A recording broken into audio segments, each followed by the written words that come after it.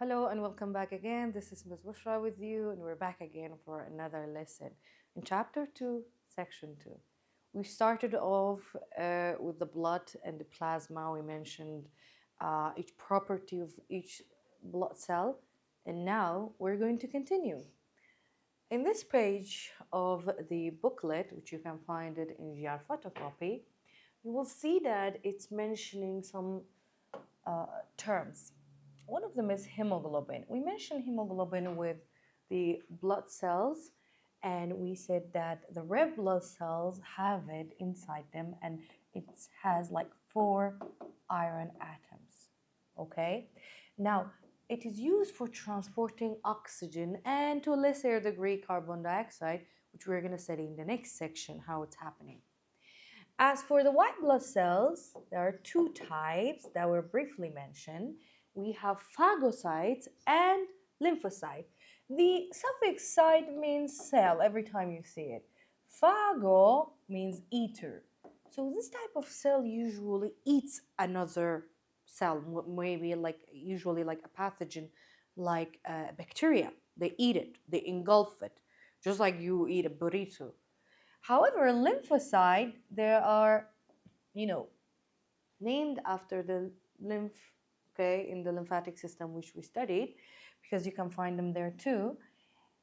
And they are not doing the same thing for killing microbes. They have another strategy. Instead of close up killing by eating them, no, they're creating a type of protein called antibody that we needed. You remember this antibody because in the middle of this lesson, I'm going to remind you. That antibody usually is Y-shaped and both ends can attach to a certain molecule. It could be any antigen, any type of foreign bodies, viruses, bacteria, other cells. It just combined. There's like receptors there. Receptors is where binding happen. We're going to learn more about it. So what are antibodies? They are proteins that help destroy substances such as bacteria, virus, and like we said, how do they look? They have this Y shape and they have receptors that is shaped according to what they want to catch. Don't forget about that. They have specific, shapes. Now, here it mentions blood clot. If you remember, we said platelets are the one that are, making the blood clot, and this is not something bad. It's actually a way for the blood system to make sure that if any injury led to the blood to go out of the system, we close it and temporarily seal it in order for the blood not to get lost. Because if you lose your blood, the whole body function will stop. So what happens during blood clot? There is a mass of interwoven fibers. Fibers are usually made of proteins. What do? They're like coming together, creating a net. We're going to study it in next page. A net shaped like that, making sure that it closes the whole injury site until the tissue is getting repaired. Because that tissue needs to be repaired with the repaired tissues, scar tissues. Now, if you check it, it says the blood cells are going to prevent excess loss of the blood. That net that we talked about it, the red blood cells are going to be stuck to it and then it's going to create the seal. That's what it means. Soon we're going to start talking about it more. See here, if you see this is the biconcave shape of the red blood cell that we talked about. See? That's a mature red blood cell, which is a disc shape, biconcave, all right? Or you can say concave on both sides. And here it says something. It says it's a little more than a cell membrane and hemoglobin. That's because majority of the organelle inside that cell is lost, so that we pack more of hemoglobin and more oxygen could be carried. The red blood cells end up just doing this function and making sure that all its remaining life is just about that.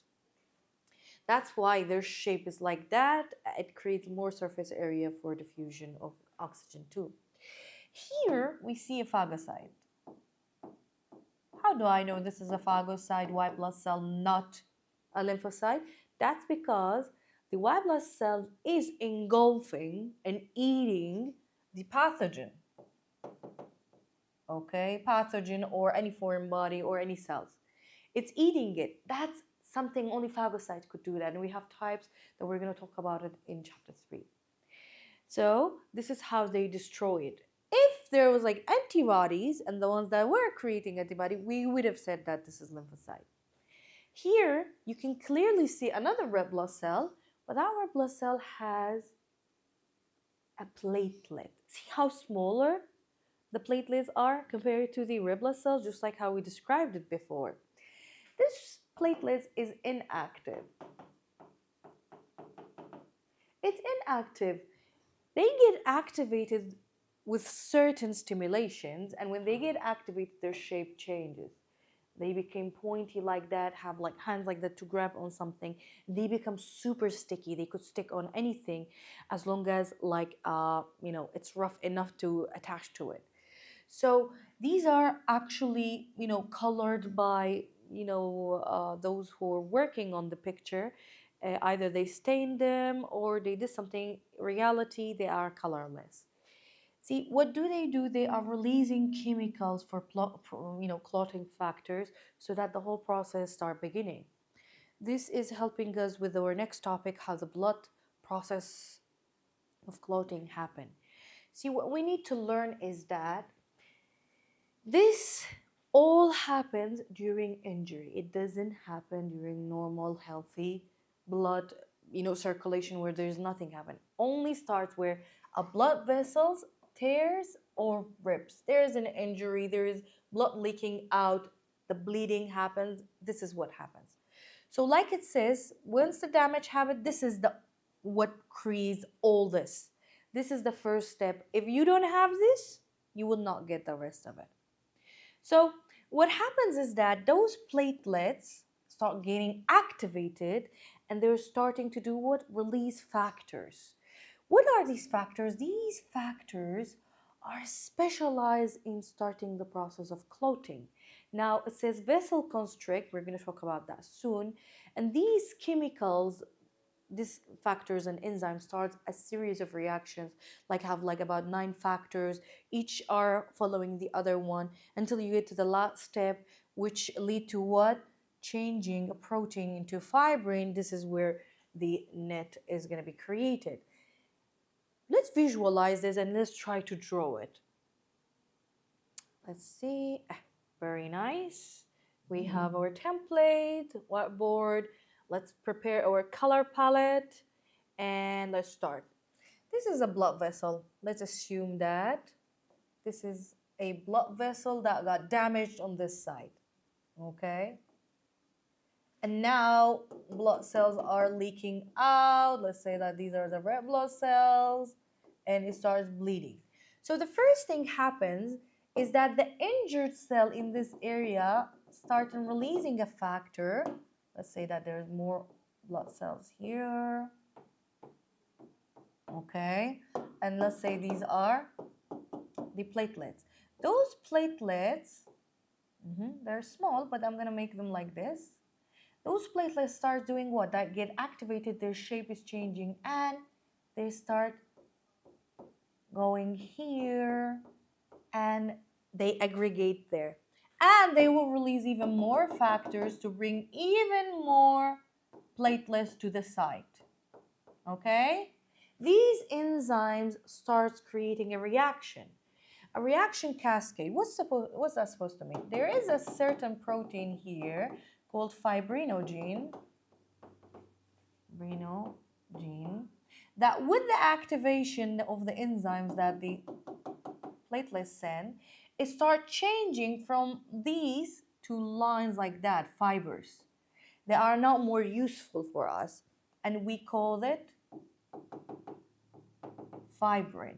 Now, fibrin comes and creates a net shape like that, and the platelets act like glue. It's also sticky, and the platelets are sticky. So what happens whenever a red blood cells try to go out, they're getting trapped. And the red blood cells are like bricks. They're making the wall like closed entirely. That's how you get a scab. The scab is the first layer, temporary layer that you get. Usually when you get like a bleeding, like I had it this morning here, there's like a scab created, and that scab getting hardened. Later on, when the tissue scars and comes back together, that scab is going to get removed by itself because it was a temporary sealing. So all that happened, so we make sure that blood doesn't go out all the time and you lose blood. It's so precious. Another thing I did not mention, at the beginning of all that, before anything, there is something. The blood vessels tries to minimize the bleeding. See, at the beginning, bleeding is too much, but then it gets slower even before creating the scab. How's that happening? We call it vessel constriction. That means the vessels get narrower, especially if it's an artery. It gets narrower, even if it's not near the site, it gets narrower. Why? This way it slows down the blood flow, making sure that blood is not going to be lost in a very quick manner. We need to slow it down until it gets all this and try to seal it. And then this is how it works. Very, very easy, even though the visuals are simple, but you have to remember. See, there must be a tear and there's a vessel constriction in the area. The small plug is created by platelets. They are grouping in the area. They also release more factors. Those factors starting the reaction. That reaction leads fibrinogen, which is an inactivated form of fibrin, and it starts becoming fibrin. So they were like inactive, and now they are one long fiber that is useful for our project of making like the scab in order to temporarily seal it. And this is how a blood clotting happens. It's super, super easy. There you go. It says fibrin, a blood protein, consists of long sticky chains. Please don't forget about long and sticky chains, and they are made of protein. And they are the one trapping the blood cells. See, the blood cells is the main factor here. Although the blood doesn't participate actively, it is just getting trapped. But the whole idea of creating that network is for the blood to cover it because it's big and it's going to seal it quickly. That's why they're sticky. And what is the blood clot? It's a mass of fibrin, red blood cells that hardens and then seal the wound. Of course, there's platelet there too. Okay, good. There is nothing like a disease to tell you how important is these processes or systems in your body. If you don't have a certain factor and the blood clotting doesn't happen naturally, then the person will end up having a genetic disease called hemophilia. Hemophilia is genetic. It's passed down from mothers, usually carrier mothers, to their children and so on like that. It's deadly, super deadly. That's why people with hemophilia, they usually don't join army, they don't do construction and heavy work that requires like physical strength that might lead to their injury, because even a small injury like a needle might never stop bleeding. This is how hemophilia is working. Like we said, what happened is the person is start bleeding continuously for so much until they start dying. So is that forever like that? Are they always in danger? No, you know that in our day, technology is advanced, medicine treatments are advanced. So what happened is that they study the person's genetic and they know which factor they don't have or have a problem with, and they replace it. Let's say that in the series of reactions they don't have factor X, so they give them by an injection factor X whenever they need it. All right, this is how they survive, but they have to be very, very, very careful. All right, there you go. Injections of missing clotting factor. If they say somebody have like missing clotting factor 8, what should we give it? You're just going to give it 8. That's it. There you go. this is a topic we were waiting for. So there was a scientist called Carl Landster. He discovered blood grouping. There's like multiple ways of like grouping the blood, but he discovered a blood grouping system, okay, called ABO. Let's forget about the name for a second and let's start learning some stuff. What did he do? He brought a certain blood type, even if you don't know what's the blood type, and shared it with different people. Right? He saw that person X was fine. Their blood, yani, they did not give it to the person in the blood, but they did it in the lab. They mixed the blood of that person with the blood of this one. So they saw that person X was fine. Their blood was amazing. Nothing wrong. But blood of person Z was not fine. All right? They ended up in a very weird shape.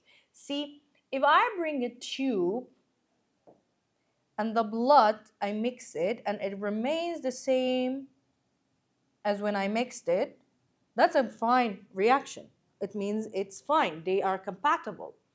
But if I do the same for this one and the blood actually doesn't remain this shape, but they start becoming dots within the liquid, they get separated from their liquid, from the plasma, this is where it's wrong.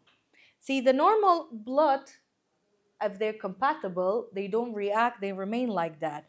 We call this agglutination.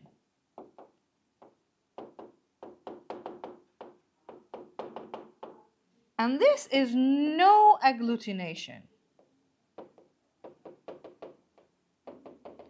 So, a blood of a person could be compatible with somebody and could not be compatible with somebody else. The reason he discovered is because of two proteins, all right? And remember, before we do that, when you say no agglutination means no reaction, no clumping. What is clumping? Why does this happen? It's because red blood cells get stuck together by another protein when they're not compatible. These are red blood cells, and there's another protein that's attaching them together like this, okay? Like that. Like this, okay? He saw that when they get together, they are not functional and they get damaged. And the person, if this happens in their body, they would die. So it was very, very aggressive reaction, in his opinion, and it should never happen. What is that supposed to mean? Agglutination means clumping. This is clumping, when they get together and they create like a firm solid shape like that, okay? Clumping, and it's bad. Like we said, it happens because of two proteins. Let's see what are these proteins. The first protein, it's on the surface of the red blood cells. And then the second protein, it's in the plasma that I told you, remember. Remember antibodies? Yeah. Antibodies are meant to destroy anything that is your body not familiar with it. And they have this Y shape, if you remember. And the Y shapes have two receptors at the end here, okay? They are like weapons. This is antibody. It's protein and in plasma made by white blood cells. What does it do? Defend your body against anything that is not compatible to your body, okay? Let's bring that up. Then what about the RBC? The RBC usually harbors a lot of, just like any cells, a lot of proteins on its surface. But this time we're not going to call these antibodies. We're going to call it antigenes. If a protein is located on the cell membrane, we call it antigen. What is this? Antigen. Where they are protein, okay, on surface of red blood cells يعني in cell membrane. Okay, made by the RBC itself. See, what is this antigen and why do we have it? Every cell in our body have its own proteins on the surface of their cell membrane. A protein that could tell you, oh, this is Ms. Bushra's cell. She's the one who made it. This is actually a red blood cell. This is a healthy red blood cell. This is this type of red blood cell. See, any other cell could have it. A muscle could have it. Anything. Your body have codes, have IDs, and the IDs are these. If you don't have it, or you have a different one introduced to your body, your white blood cells know that because they see that this was not made by you, so it's not compatible and they need to get rid of it. They don't know if it's harmful or not. So if your body creates this shape, it will not accept another one looking like that on the surface. That's why there's reactions happening, okay? If the body of a person creates a certain antigen, the other antigens are not acceptable. No? Very nice. In this case, what Carl discovered is that surface of red blood cells have many antigens, but the two that he discovered were called A and B antigens. What were they? A antigen, B antigen. He saw that these two could create 4 combos. Either they will present, this one present and this one doesn't present, and the person ends up a certain blood type, and sometimes this one doesn't present and the person just have that one, it's going to be another blood type, or both of them won't be on the surface. I know I said they have it, right? But sometimes they have different variations and they don't appear like that. And sometimes, due to genetics, they might have both of them. In this case, the red blood cells look like this. This is a red blood cell, another one, another one, another one. Okay, let's do the biconcave shape. Let's see. If a person have A, let's say A looks like that, the surface of red blood cells looks somehow like that. But if they have B, the surface of red blood cells have another shape. See? Okay. What if they don't have both of them? We're not going to draw anything. What if they have both of them? Okay. You will see that they will share the combos. There you have it. There it is. These are the combos coming only from 2 antigens. However, we're going to study 3 antigens in this book, but these 2 are creating a system called ABO system. Great. Now we're talking about it. What you need to know is that if somebody have A antigen, they're not familiar with B. Okay? The shapes are different. So the body did not create anything like that. Anything like B comes to the body of A antigen with an A antigen, they will think like, oh, this is not ours. We don't accept that. And the white blood cells create their antibodies for them. And this ends up in agglutination, which is very bad. Let's see. So this is the blood groups, okay? Possible blood group. A person with only A antigen, we call it A blood group. We're going to write it in the end. A blood group. A person with B antigen, we call it B blood group. A person with neither have 0 of antigens, we call it O. O stands for 0.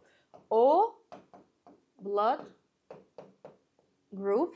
And person with both of them, we need to write both of them, A and B together. So AB blood group. That's how we name it. So we name them after their antigen, right? This is a note for yourself. An antigen is on the surface, but what about their plasma? If someone, okay, has antibody in their body and their blood A group, the antibody will be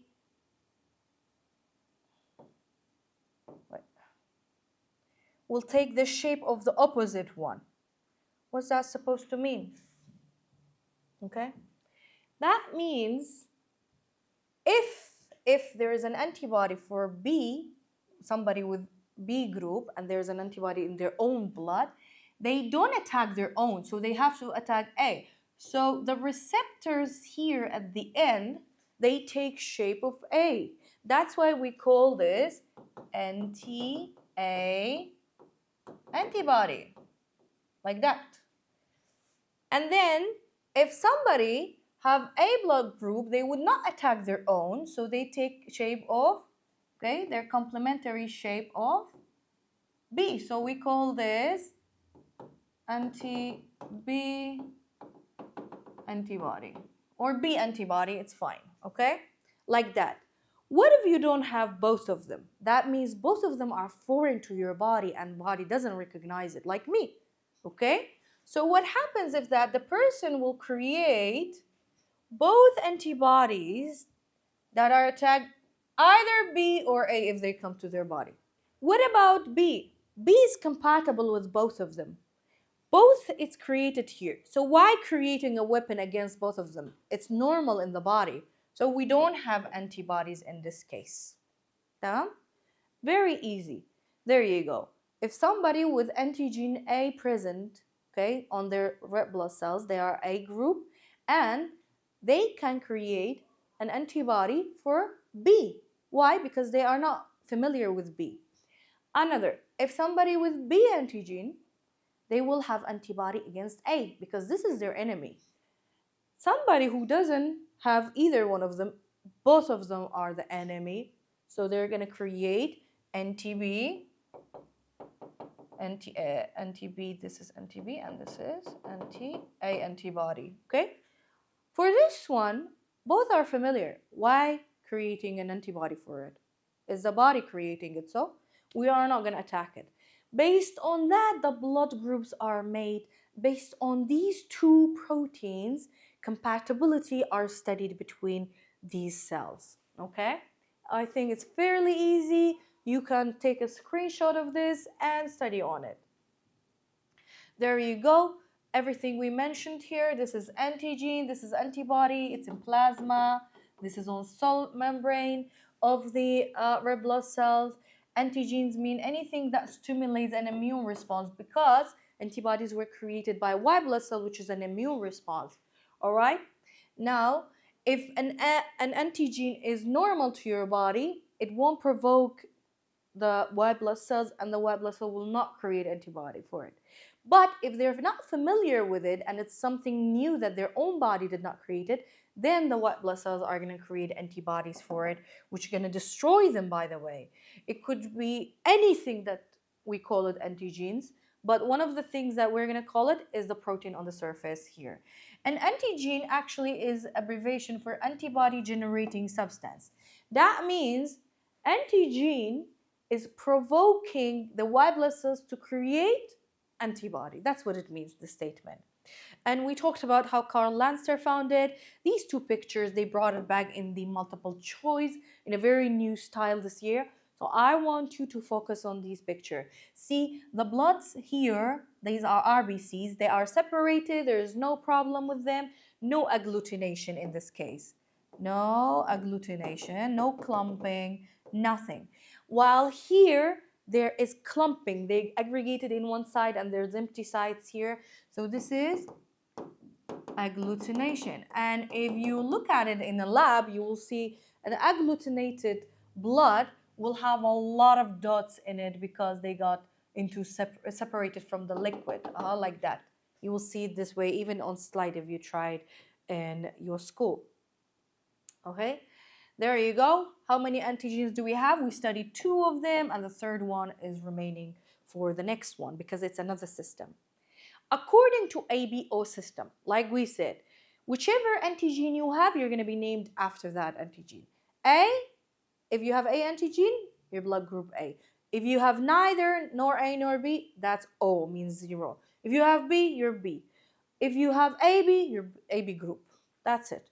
And there is this table, you can take a screenshot. Better yet, if you have the booklet, everything is written here and how they are compatible with each other, which we're going to study it now. Check this one. The easiest way to know the compatibility between the ABO system, for ABO right now, not RH, is this diagram. You always should put the O above everything, and then on the same horizon, horizontal line, A and B, below the O, then lowest is AB. Why? Anything above can give blood to the one below it. That's a rule. Done. So O could give it to AB and AB, while A could give it to AB and B could give it to AB as well. AB is on the bottom, so it won't donate to the rest of them. It can't. There will be agglutination if you go the opposite way. This way, if you follow this track, it's going to be perfect and they're compatible. Why is that? Let's assume we have O, okay? If somebody is O, their red blood cells doesn't have anything on it. If somebody have A, for example, even if this one comes, there's no antigen to trigger any immune reaction, so white blood cell will not recognize it as a bad factor. That's it. Another thing is that each one of them, right now in all hospitals they do this, by the way, they can give it to their own type. That's the best option in all honesty. Only in emergencies when you can't have one of these blood, you can check for this compatibility. But the best thing is that B giving it to B, AB giving it to another AB, A give it to its own type, and so on like this. Okay? Very easy. Nothing. No problem here. There it is. There is a question here. It says, why people who have type AB blood are known as universal recipient? There you go. They can receive it from every other one. And the reason is because they don't have anti-B and anti-A antibody to attack them. For instance, this is blood type A. Let's say this is A. We donate it to an AB person with both blood type. Okay, there it is. Okay, even if there is no B, there is no antibody to attack anything, so we can just give it here and it's gonna be perfectly fine. Nothing, no problem. So the reason why you become a good recipient is because of the presence and absence of the antibody, while a good donor, which is the O, which could give it to everybody, we call it universal donor, it's because of not having antigens. So a donor antigen and for recipient is the antibody, what makes them like that. However, unlike what you think, the donor's antigen and the antibody of the recipient are going to fight. No, it's both way. What do I mean by that? Let's assume in this case, there's a person of blood type A, this is their blood type, okay, and there is a person with blood type B, okay. This one have antigen A on its surface, this one have antigen B on its surface. A person with antigen B will have antibodies that are going to attack, okay, the antigen of A, and that's why they're called anti-A. Okay, and then a person with B antibody, they are with a blood type of A here, anti-B antibody.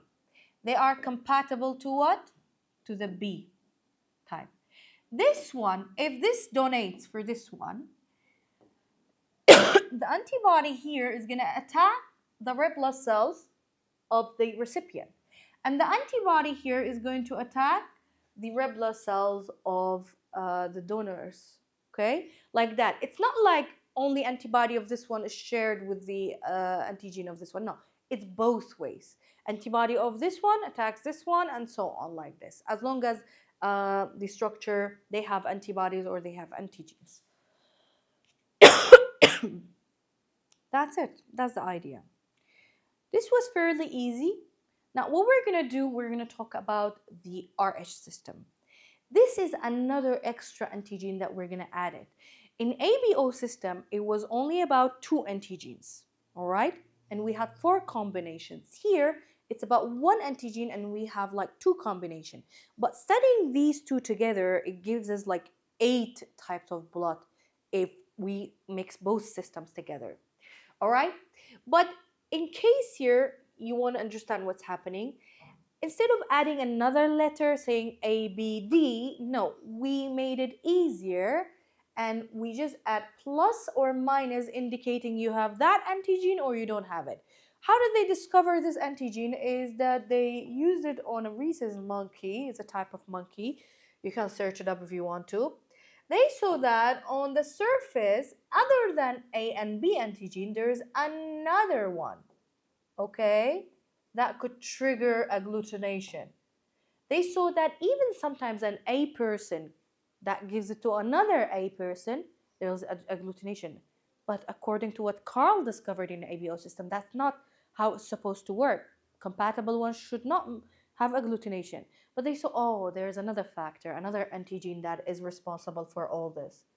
And this one is called RH antigen.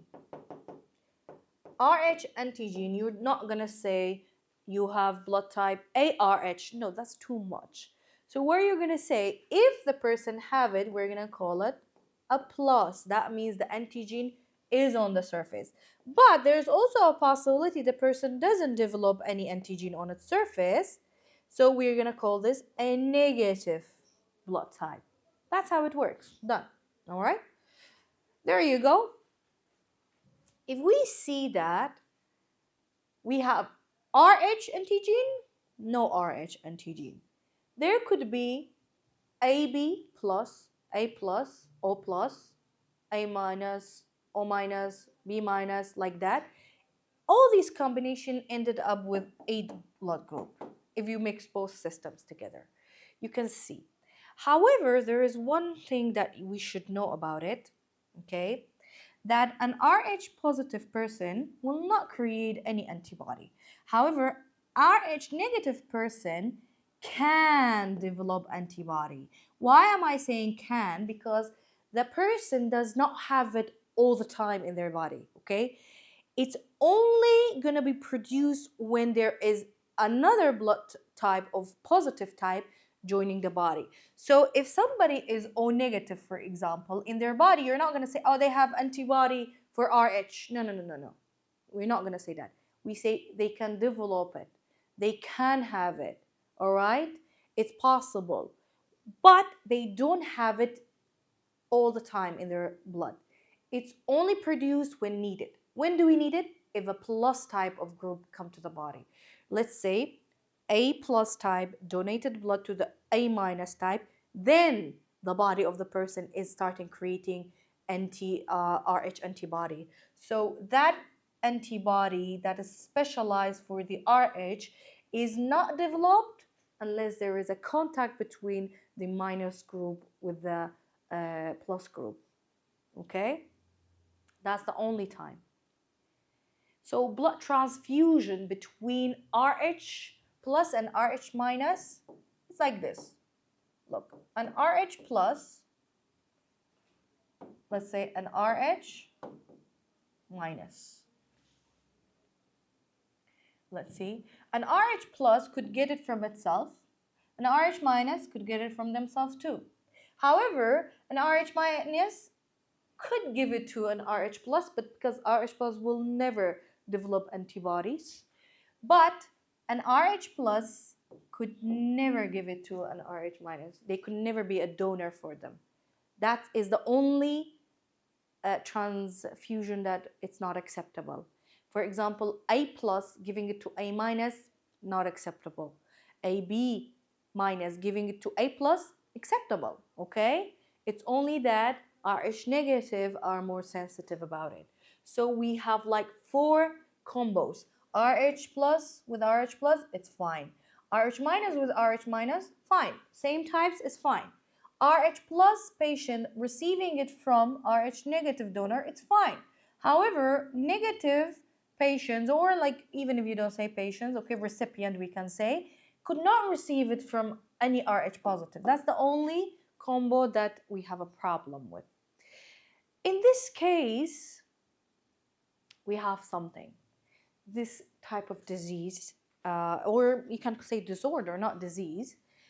It is when a woman is pregnant and there's only one combination where a woman will have a problem.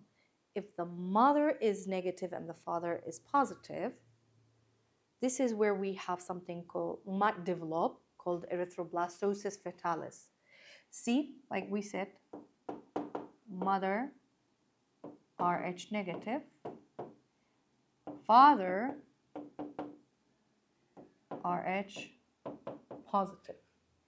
This combo most likely give a child of Rh positive because the gene that creates positive or like creates the antigen of Rh on the surface is dominant. That means the frequency of resurfacing that gene in the children is more possible. Okay, the possibility is higher than having a negative one.